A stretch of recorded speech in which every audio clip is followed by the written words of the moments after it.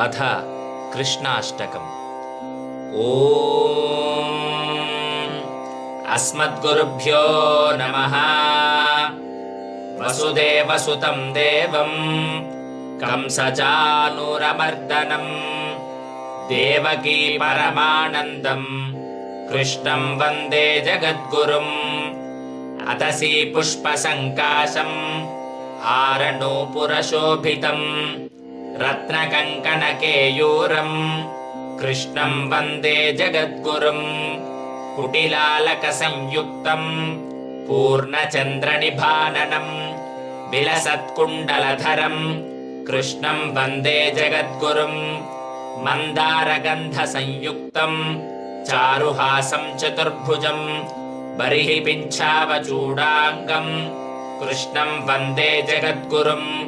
उत्फुल्लपद्मपत्राक्षम् नीलजीमूतसन्निभम् यादवानां शिरोरत्नम् कृष्णं वन्दे जगद्गुरुम्।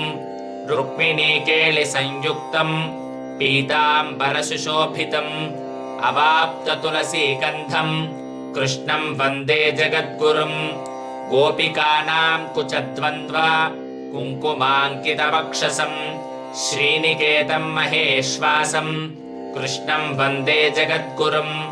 श्रीवत्साङ्कं महोरस्कं वनमाला विराजितं शङ्खचक्रधरं देवं कृष्णं वन्दे जगद्गुरुम्।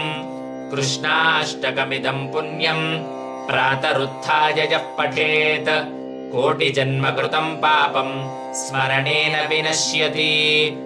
ॐ अस्मद्गुरुभ्यो नमः।